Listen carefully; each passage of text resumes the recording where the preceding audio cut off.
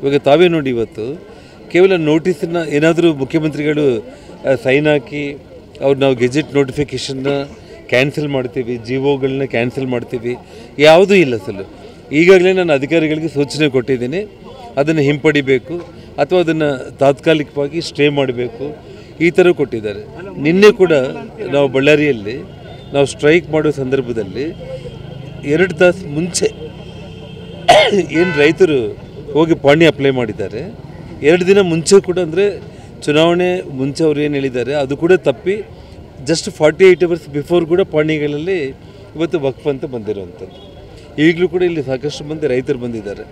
ನಮ್ಮ ತಿಪ್ಪೇರುದ್ರ ಸ್ವಾಮಿಯವರು ಕೂಡ ಮಾತಾಡ್ತಾ ಪಾಣಿಗಳನ್ನ ತೊಗೊಂಡು ಬಂದಿದ್ದಾರೆ. ದಲಿತರಲ್ಲ, ಎಲ್ಲ ಜಾತಿ ಜನಾಂಗ, ಇವತ್ತೇನು ಅಲ್ಪಸಂಖ್ಯಾತ ಹಿಂದುಳಿದ ದಲಿತ ದೀನದಲಿತರ ಶೋಷಿತ ವರ್ಗಗಳ ಮುಖ್ಯಮಂತ್ರಿ ಅಂತೇಳಿ ಇವತ್ತು ಅಧಿಕಾರಕ್ಕೆ ಬಂದಿದ್ದಾರೆ.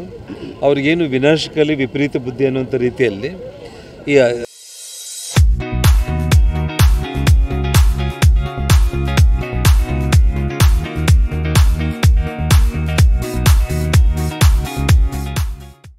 ರೈತರ ಭೂಮಿಗೆ, ಮಠಮಾನ್ಯಗಳ ಭೂಮಿಗಳಿಗೆ, ದೇವಾಲಯಗಳ ಭೂಮಿಗಳಿಗೆ ತರಾತುರಿಯಲ್ಲಿ ಕೈ ಹಾಕಿದ್ರಲ್ಲ, ಸೊ ಅವ್ರಿಗೇನೆಂದರೆ ತುಂಬ ಕೇಡುಗಾಲ ಬಂದಿದೆ ಅಂತೇಳಿ ನಾವು ಅರ್ಥ ಮಾಡ್ಕೋಬೇಕಾಗಿದೆ. ಅಲ್ಲ, ಉಪಚುನಾವಣೆಗೆ ಬರೀ ಬಾಯಿ ಮಾತಲ್ಲಿ ಹೇಳಿದ್ದಾರೆ ಅವರು. ಖಂಡಿತವಾಗ್ಲೂ ಕೂಡ ಅವ್ರು ಏನೇ ಆಟಗಳಾಡಿದ್ರು ಕೂಡ ಭಾರತೀಯ ಜನತಾ ಪಕ್ಷ ಈಗಾಗಲೇ ಸನ್ಮಾನ್ಯ ವಿಜೇಂದ್ರ ಅವರು ರಾಜ್ಯಾದ್ಯಂತ ಈ ಒಂದು ಹೋರಾಟದ ಬಗ್ಗೆ ಅವರು ಕರೆ ಕೊಟ್ಟಿದ್ದಾರೆ. ಎಲ್ಲ ಜಿಲ್ಲಾ ಕೇಂದ್ರಗಳಲ್ಲೂ ಕೂಡ ಇವತ್ತು ನಮ್ಮ ಜಿಲ್ಲಾಧ್ಯಕ್ಷರಾದ ನವೀನ್ ಅವರು, ಹೇಮಲತಾ ನಾಯ್ಕ ಅವರು, ಬಸವರಾಜ್ ಅವರು, ಶರಣು ತಳ್ಳಿಕೇರಿ, ಎಲ್ಲ ನಮ್ಮ ನಾಯಕರುಗಳ ನೇತೃತ್ವದಲ್ಲಿ ಡಾಕ್ಟರ್ ಬಸವರಾಜ್ ಅವರು ಇವತ್ತು ಎಲ್ಲ ಕಡೆ ಕೂಡ ಇವತ್ತು ಎಲ್ಲ ತಾಲೂಕು ಕೇಂದ್ರಗಳಲ್ಲೂ ಕೂಡ ರೈತರು ತುಂಬ ರೊಚ್ಚಿಗೆದ್ದಿದ್ದಾರೆ. ಇದು ಕೇವಲ ಪ್ರಾರಂಭ ಮಾತ್ರ ಈ ಹೋರಾಟ.